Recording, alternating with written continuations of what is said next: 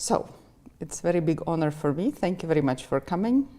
And I will start with a very standard question. Why Ukraine? Why now? And aren't you scared? Because at least this night there was an alarm, I don't know, 3 times or 4 times, I think. There have been alarms during the night. There have been alarms during the day as well, which surprised me more. But no, fundamentally, I don't, although there are risks to coming here, it doesn't seem to me particularly dangerous. And I'm impressed by the early warning system and the system of civil shelters and so on that Ukraine has. And anyway, risk always has to be balanced against the advantages or benefits. And there are many compelling reasons to come to Ukraine right now. We can talk about those if you like. Yes. Yeah. To me, this is one of the great causes of our times.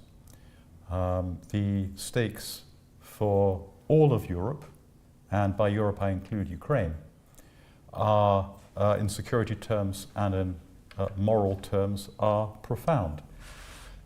Sometimes when conflicts arise, there is a degree of sort of ambiguity about the rightness and wrongness and the causes, and I see no ambiguity in this case. It's about as clear a case as we can imagine of, to use perhaps unfashionable language in the West, good and evil.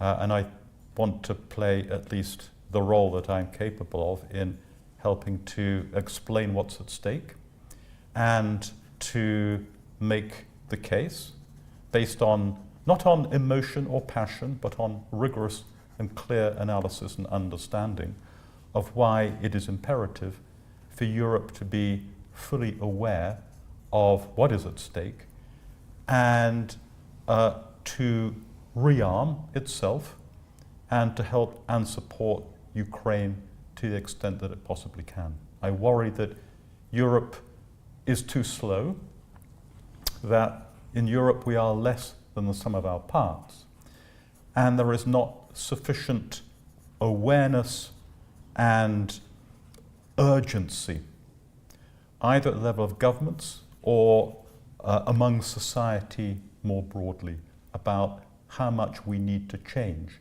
to turn our enormous underlying potential superiority over Russia into usable and effective practice.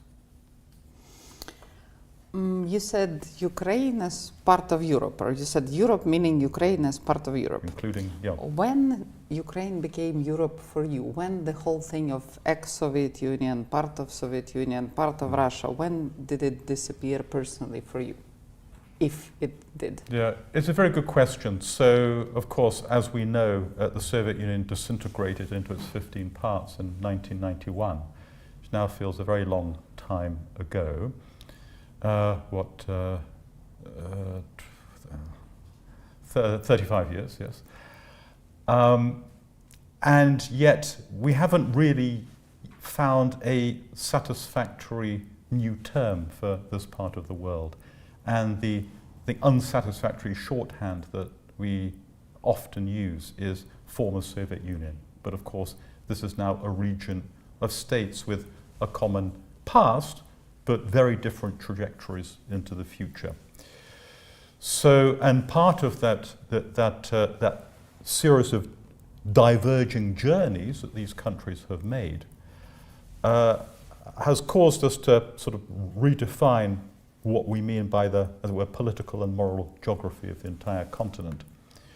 And part of that has been Ukraine's journey towards Europe, to a degree and in ways that we never really understood Ukraine in the past.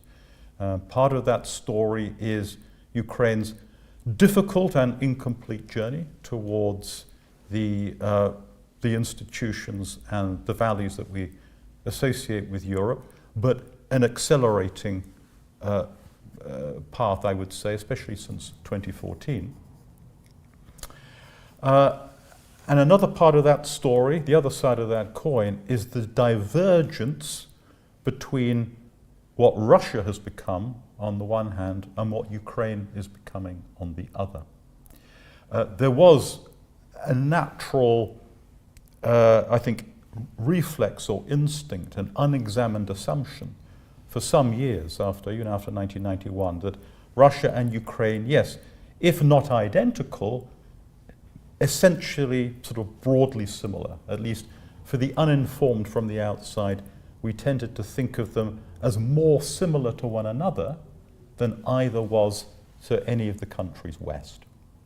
And I think that recent developments, and above all the war and the ways that has changed both Ukraine and Russia in very different ways, has decisively shattered that assumption now. So if there's one good thing to come out of this terrible war, it is, at least on the part of Europeans and others, a better understanding of what Ukraine really is. And a new interest, incidentally, and attention to Ukraine's intricate and complex and pluralistic past as something that's not merely a kind of adjunct of, or satellite, or funny little addition to this vast power in the East, but something distinct, definable, comprehensible in its own terms. And to just sort of put all this together, we are moving from a situation where the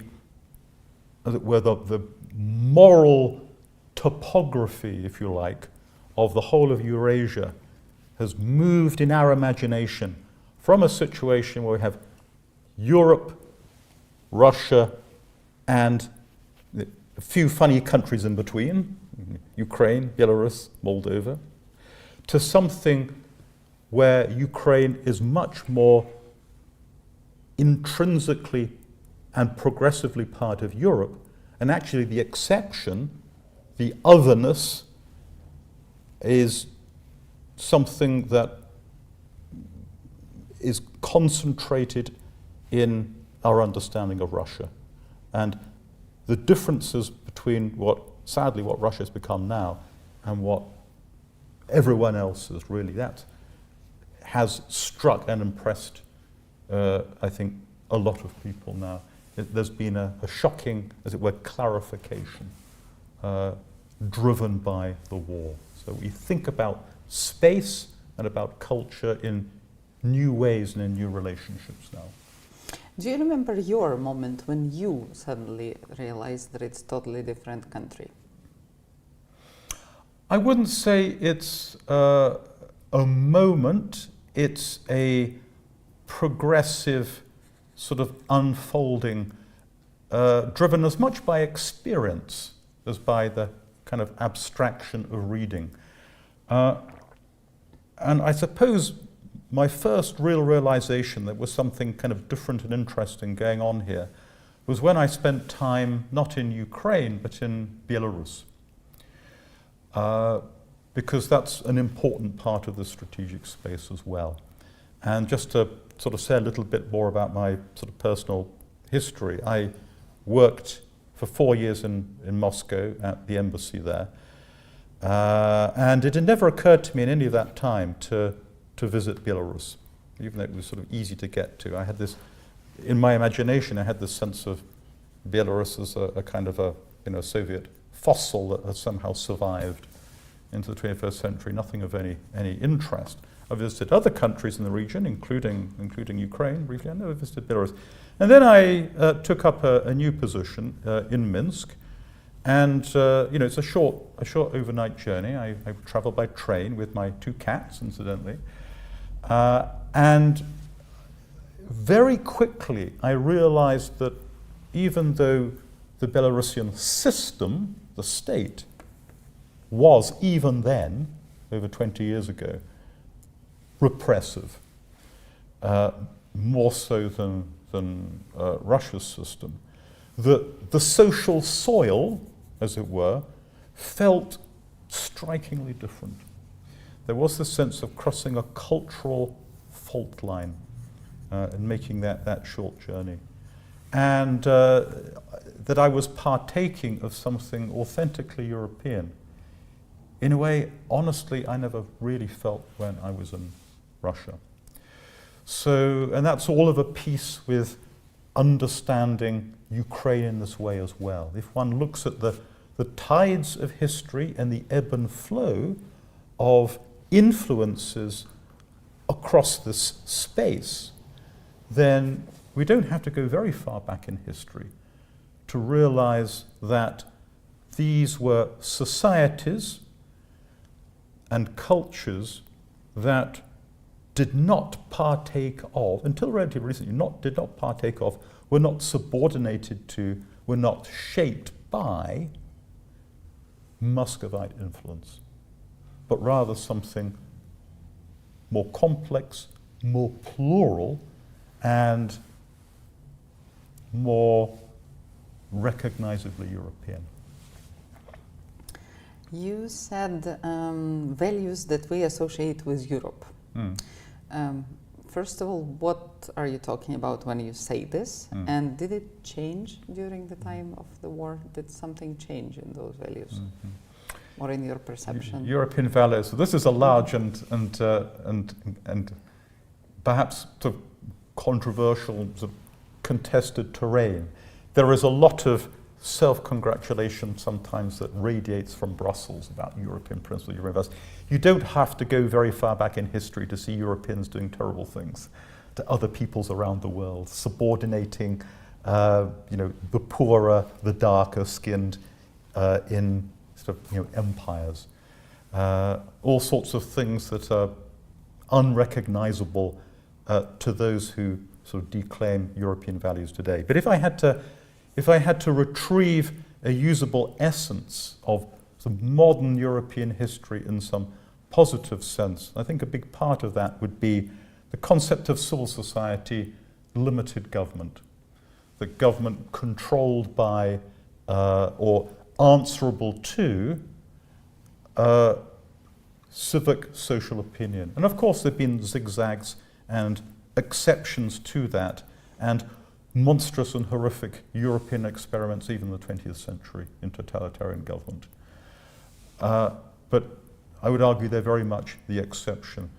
The traditions of the Enlightenment, of the primacy of reason, of the sovereignty of the individual intellect in deciding and choosing how to live. And again, arising from that, the idea of an autonomous civic society, a space where, in a large space, where people are free to form their horizontal connections, their relationships to one another, which is a natural, fertile ground for the sort of autonomous formation of personalities and the progressive sort of changes in values that can follow from that. And the idea that, again, of freedom, of the right to privacy, things that we generally just do not associate with things further east, with at least the Muscovite experiment. There is, of course, among historians of Russia, a debate about paths not taken and the contrast between Novgorod Russia and Muscovite Russia. There's some that argue the Novgorod experiment, high literacy, very well educated, the Vetcha, the representative institution, maybe there was a nascent experiment centuries ago, before Ivan the Terrible, of something more European. But I think the direction of travel of much of Russian history since then has been in a different direction. We can talk about interesting things in the late 19th century, but in the broader sweep of things, and to oversimplify just a little, I am sort of struck, sadly, but I'm struck by the fact that this Europeanness that I've tried just to sort of explore briefly now is something both quite different from, again, the Muscovite view, but also something much more similar to Ukraine's history, and in particular, and to sort of state again, this idea of a social soil where public spaces, shared, uncoerced interactions, the freedoms to choose one's path. Those are the sorts of things that I think broadly speaking, would comprise elements of a kind of a usable, legitimate European tradition. You were saying that everything should be based on analysis than on emotions. Which analysis is still missing now, according to you? I think a sober and clear understanding about what is at stake for the whole continent in this war. I think also the long-term nature of the threat that it poses to Europe. A sense of the primacy and urgency of marshalling the resources to meet this challenge. And also the necessity of dispelling the illusion that somehow there can be some early and easy compromise that will end this war. Because in my view, the historical and psychological obsession, I think that's the kind of language we have to think about here, the obsession that drives Putin's policies not only towards Ukraine, his determination to support Ukraine, but beyond that to subdue and redefine Europe's security. That is a force and a commitment so strong that it is only likely to be scaled back or rethought by the Kremlin if Putin reaches the conclusion that pursuing this project threatens the stability of his own regime at home. So the idea there can be some compromise, that maybe Russia gets a little bit more of Ukraine territory and they will be satisfied, and that will enable the restoration, the normalization of some form of peace. I think these are dangerous illusions. I hear them too often still among some Western commentators, including and in particular in the United States, I have to say. Not all, not most, but some, and some influential voices.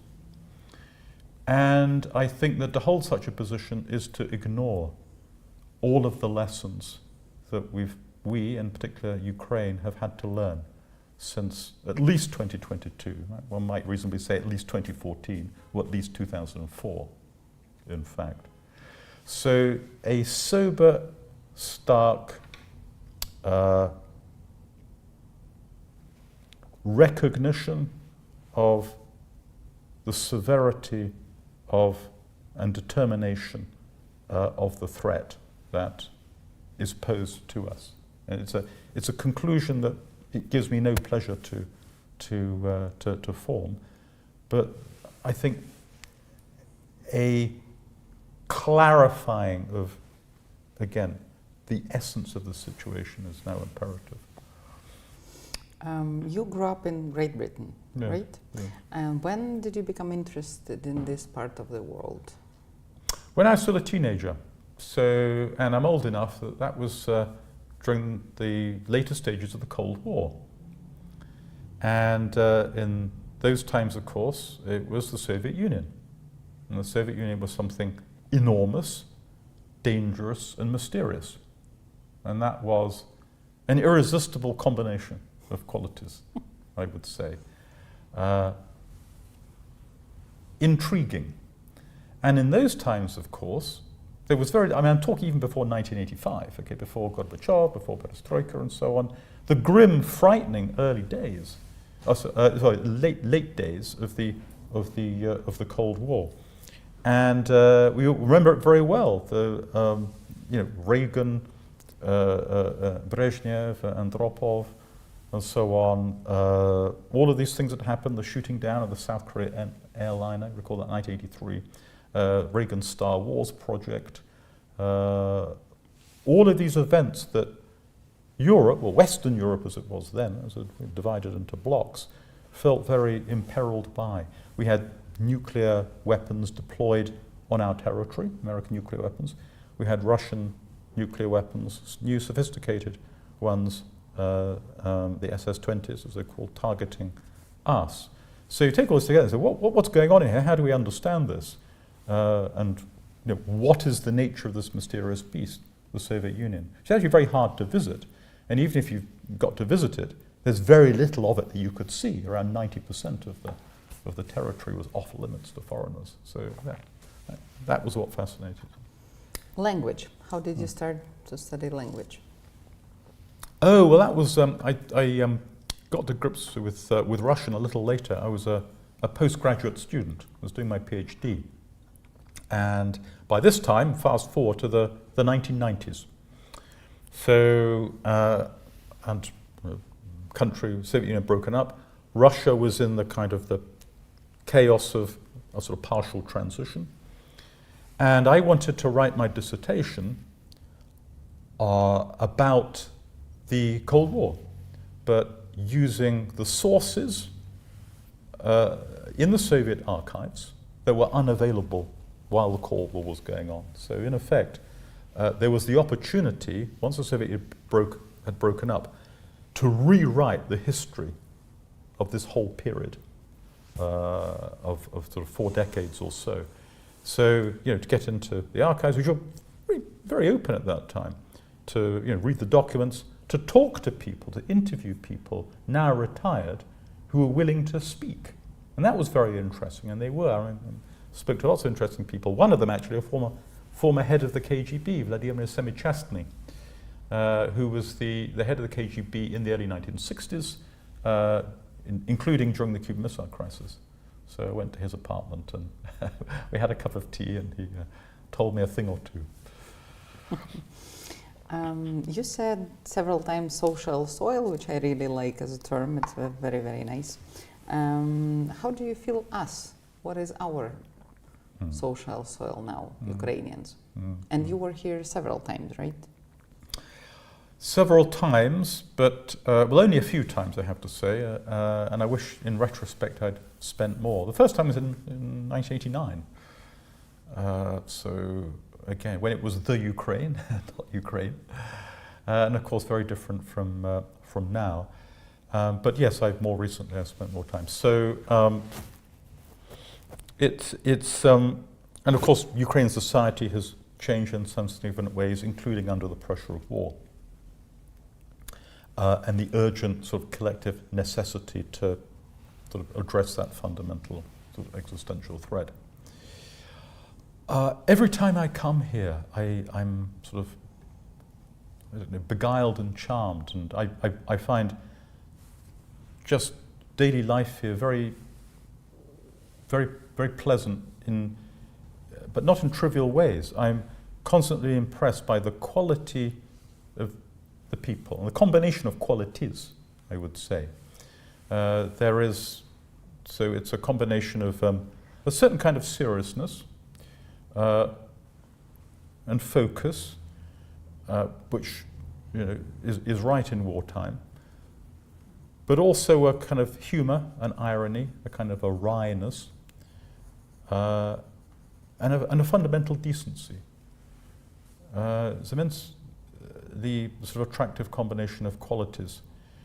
The quiet kind of can-do, problem-solving capacities which I sense here, and which people tell me about. Again, up against a formidable adversary.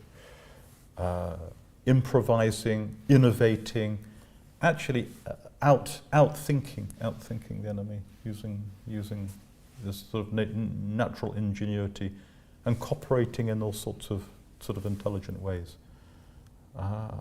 It's also, I mean, Kiev is a very livable place. At first sight, you wouldn't necessarily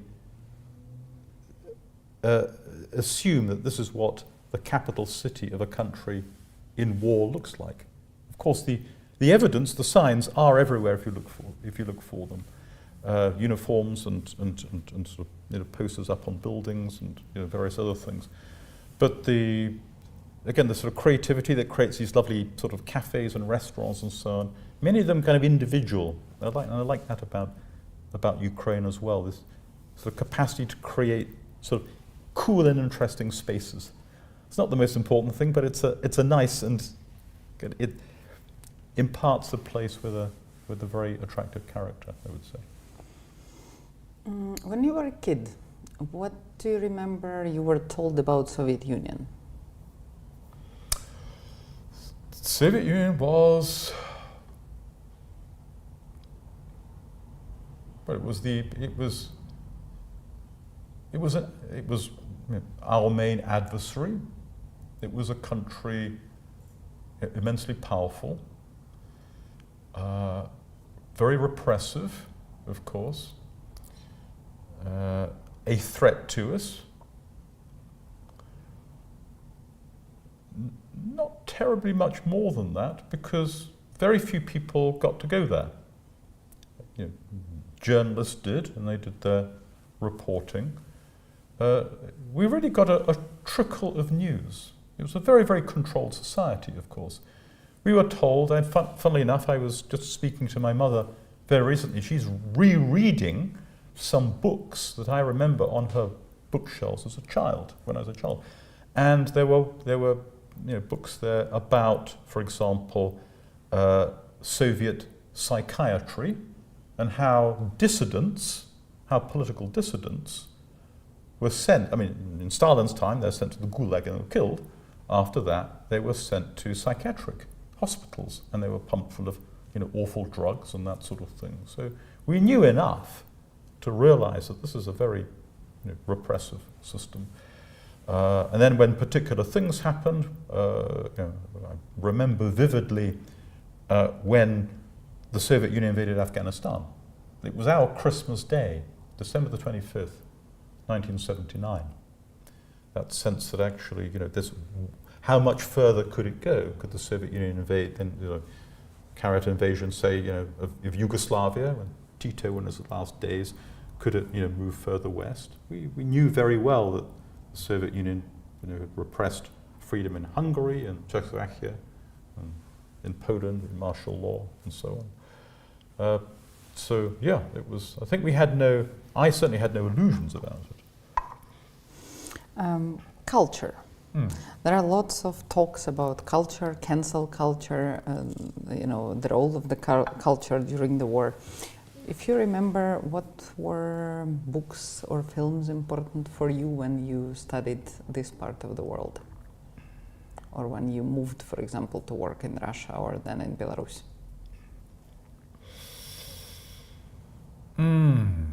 Yeah. Well, there are sort of different layers. So going right back, there are sort of the classics, there's Tolstoy and Bulgakov in particular. Master and Margarita. We all read that. And then the dissidents, the poetry, of the 1930s, in particular Akhmatova, people like that. Solzhenitsyn, actually, he had a big impact on our views of our understanding of the Soviet Union, the Gulag Archipelago in particular, cancer ward as well, those sorts of things. So political literature, I suppose, as much as culture. Films. Yeah, I'm trying to think back to some of the classics, the Soviet classics. Come and See, Idi Smetri, for example. And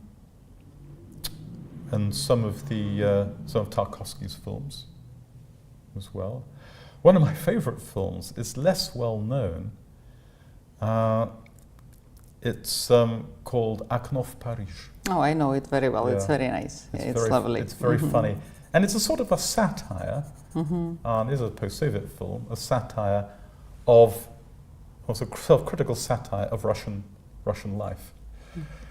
And I remember this line towards the end when the old lady who has the apartment has this strange magic portal, you go across the roof and you're onto Paris. And these crude kind of I don't know, mujiki kind of, you know, I don't know, we call them gopniki or something, like going across, like messing up. She says, you've ruined one country already, you really want to ruin another. Something like that. Do you think we are now present enough as Ukrainians with our cultural things, with the current and the past cultural things? Like, for example, in Great Britain, if you go, I don't know, in the bookstore, or if you are interested in, you know, what is the Ukrainian culture, are we there enough or not? And whether it's important or not, because there is a huge debate that this is important, that this should be, you know, more of it. So what do you think of the whole thing? Yeah. You know, more can and should always be done, of course, but since the beginning of the full-scale invasion, there has been, well, that has served as a catalyst, an explosive catalyst of interest in Ukraine and sympathy for Ukraine.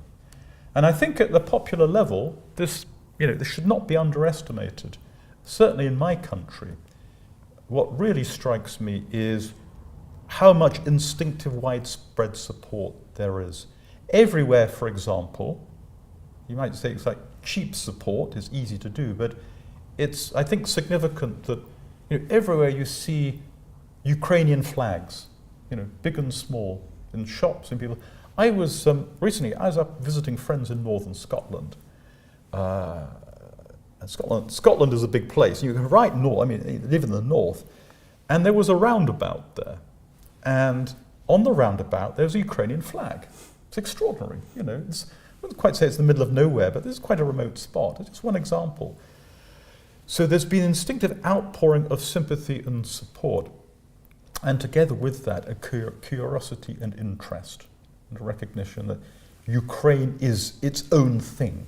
You know, it's its own legitimately distinctive culture with its own history and so on. And there's been, you know, a lot of very good books that have been written, including some by Ukrainians that I think have done well. Some extraordinary, I mean, one of the astonishing cultural achievements of Ukraine during this war is the making of a series of extraordinary films as well, extraordinary films about the war. I mean, just to give one example, this was it 2,000 meters to Andreevka, which is an astonishing achievement. It's a terrifying and brilliant, real portrayal of war. Nothing like that had ever been done. So there's this using real, you know, head cam, body cam footage actually in the telling of a real story. You are really there.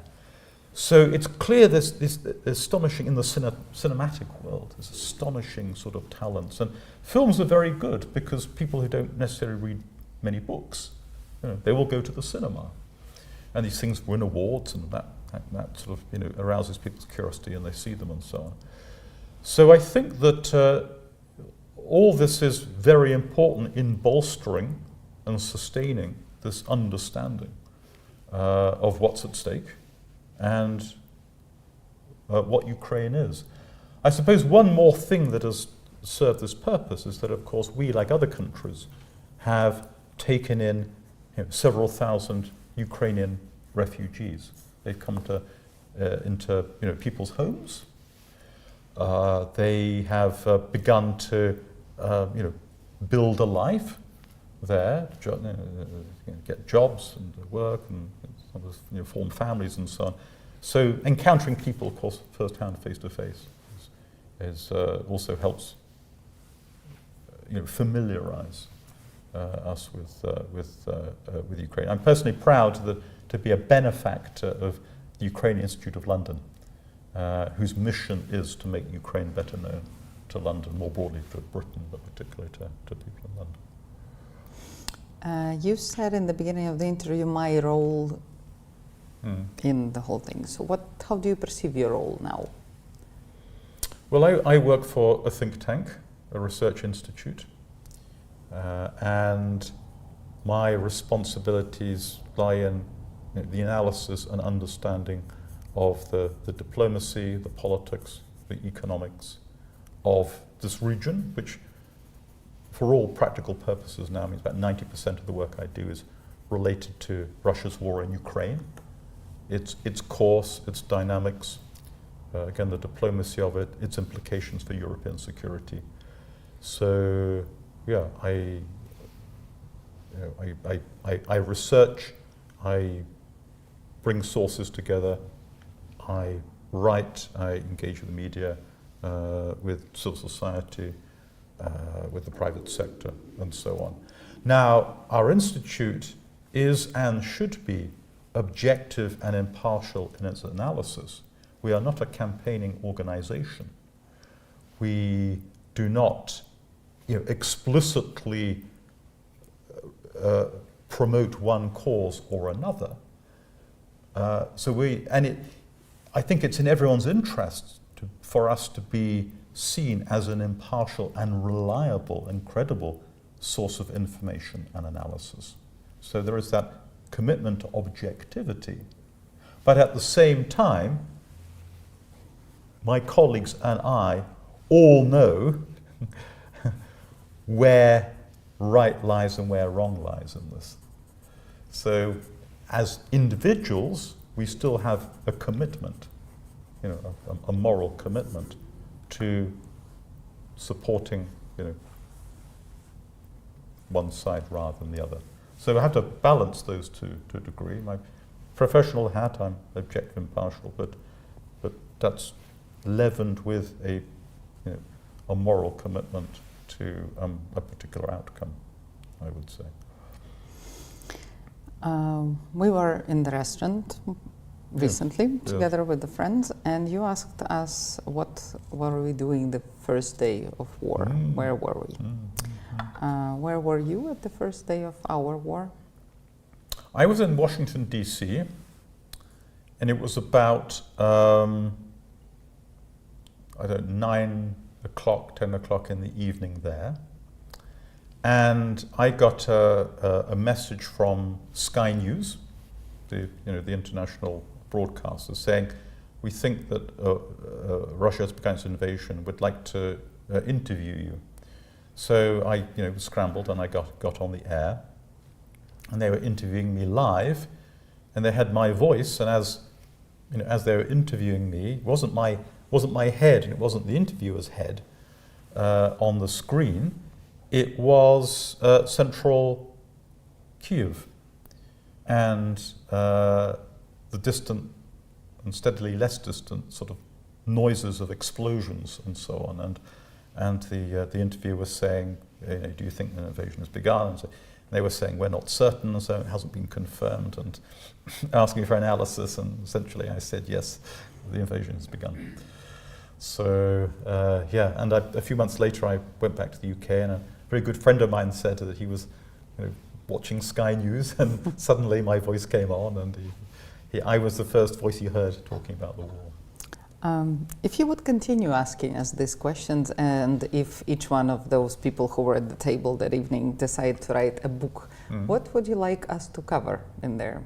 What are the questions which you're still interested about us and our experiences, personalities? Of the war specifically, or more generally? Yeah, okay. So, and you all gave very interesting answers, actually.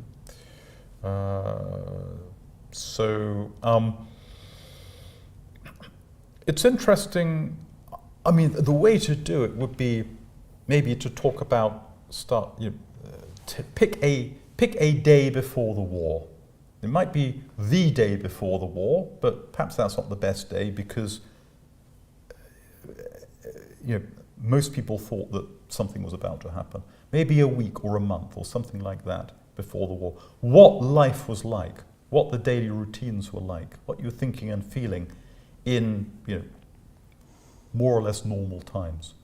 And that would be the start. And then the counterpoint would be when you, again, that moment when you first realized, how did you learn? Who told you? Was it someone else? Who was that person? And why were they talking to you? Or it might be, television or something like that. And then first responses. What were people's instincts? And maybe there was a mix, a contradiction. You know, some people want to leave, some people want to fight, some people want to sort of protect their families. So what were the choices and decisions? And how did people as individuals, but then when they began talking to one another, communicating to one another, what view formed? And how quickly did people understand what the reactions of other people would be? Because, of course, one of the fundamentally significant sort of founding moments of the first hours of the war was that most Ukrainians behaved in a very different way from the way that Russia appears to have expected. So, you know, and there's good evidence for this now that, you know, Putin and those around him expected that there'd be little popular resistance. Parts of the army might fight, but there'd be little popular resistance, that some version of, you know, greeting this army with, you know, bread and salt or flowers or something like that. And, you know, we know that the working assumption of the Russian General Staff was that they would, you know, very quickly seize Kiev. They brought their dress uniforms. They have sort of celebratory parades within a few days. Absolutely extraordinary. But an important part of that scenario, that assumption, was that Ukrainians would not resist in large numbers and might even greet or welcome these invaders. And the fact that the reaction was so emphatically different, so opposite from that, I think it's important to capture what was going on. Also, I think it'd be interesting to know more about how people understood what the political authorities in Ukraine were doing. Because people must have wondered, well, what is the president going to do? What is the government going to do? How are they going to respond to this? And this famous sort of iconic moment sort of captured forever in the collective imagination of the West. As we all know, you know, President Zelensky being offered a safe path out of Kiev by, I think it was by the Americans, and he was saying, I don't need a ride, I need bullets. His personal decision to stay in Kiev, and I mean, my view is that was a good example of a single decision by a single person at a single moment that changed the course of history. That helped sustain the morale of the system, the authorities as a whole, and by extension the population, to concert a resistance. And then you could move it forward into sort of the days and weeks that followed. The second, because I was reflecting on our conversation afterwards, I was thinking the second, you know, a further moment to really, it'd be really interesting to understand how this felt, was the moment you heard the news. It was about 3 weeks later, nearly a month later, when the Russians announced their withdrawal from around Kiev. They realized that actually they couldn't take the city, and they were suffering, you know, growing losses. It's become increasingly dangerous for them to stay there. And that must have been an astonishing moment. Of course, it wasn't the moment the war ended, and everyone understood that, but it was a moment that the failure of Russia's project became clear. What's that ridiculous formulation? An act of goodwill, or some nonsense like that, on the Russian part. So that would have been interesting. But then there's much that's happened since. But if you're looking at the very first phase of the war, I think a vivid sense of what all that felt like, and what people did, the choices they made, the actions they took. To capture that, I think, would be a profoundly sort of interesting, important exercise. And the last but not the least, security and guarantees. Everybody is talking, there Right. should be guarantees of security. Does it exist at all? Because, I mean, now watching the news, first of all, it doesn't have a feeling that any place is secure anymore and that there is anywhere any security. And second, I mean, the whole concept of somebody guaranteeing somebody's security as well is kind of like, or probably it's us Ukrainians just being very skeptical. What's your perception on that? So first, establish what we mean, or what people generally mean when they talk about a security guarantee. And what they imply by that term is typically that Ukraine can be persuaded to end the war on terms that might include a painful compromise of some kind, including and in particular the surrender, either de facto or de jure, of territory, in return for Ukraine receiving a reliable sort of commitment on the part of outside powers, some combination of Europe and America, that if Russia resumes its aggression, these other outside guaranteeing countries will come to Ukraine's aid. So in effect, Ukraine would draw a line, however painful, under the past in return for the prospect of a peaceful future guaranteed by others. What's wrong with that picture? Many things. The first is that in order for the war to end, Russia must decide that it wishes no longer to fight. And it's wrong to construct the problem as one of persuading Ukraine to stop fighting. The necessary condition for the war to end is for Russia to abandon its goals. So even this talk of security guarantees is misleading to the extent that it draws our attention away from the underlying cause of the war and the thing that has to happen for the war to end. It's not that Ukraine needs to be persuaded by the offer of security guarantee, is that Russia needs to be constrained. It needs to be made clear to Russia one way or another that continuing the war Russia cannot achieve its goals, and that continuing to try to achieve those goals will lead to serious consequences, including domestic consequences for Russia. That's the first thing that's wrong. The second thing that's wrong is the idea that outside powers can provide security of a form and a quality that Ukraine cannot provide for itself. Who has, by a long way, the largest military in Europe? Ukraine. Which country best understands the new ways of warfare in a transforming kind of battle space with large numbers of drones and all the rest of it? Ukraine. No one else understands the new and emerging ways of war anything like Ukraine. Thirdly, what is the history? What were the consequences of security guarantees in the past? Budapest Memorandum, 1994. These countries, including Russia, of course, but Britain and France as well, guaranteeing Ukraine as territorial integrity. That counted for nothing, unfortunately, when the crunch came. So the idea that countries that have failed to protect Ukraine in the past are now more likely to do in the future, despite the fact that Ukraine, in most respects, is more capable of fighting war today than anyone else.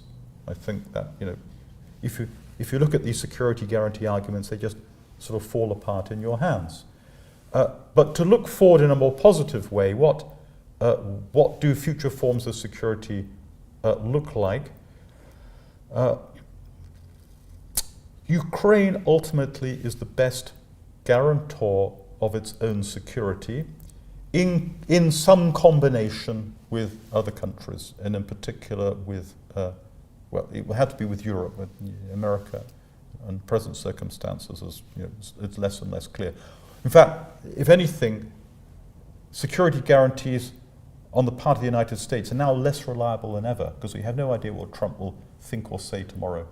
He might offer these guarantees, and he suggested at various points in the past year that he will, but we know that he changes his mind immediately. So Trump can offer no guarantee because he's so unpredictable. So Ukraine, as the best guarantor of its own security, and indeed as a potential provider of security to Europe, to the rest of Europe, if together we can unlock a deep integration of our respective strengths and capabilities. Europe has certain high technologies that Ukraine lacks. It has much more by way of financial capabilities, just a much larger economy than Ukraine. All the people I speak to here tell me that the main constraint on Ukraine's production of much more materiel, particularly drones, the main constraint is not physical capacity, it's money, it's finance.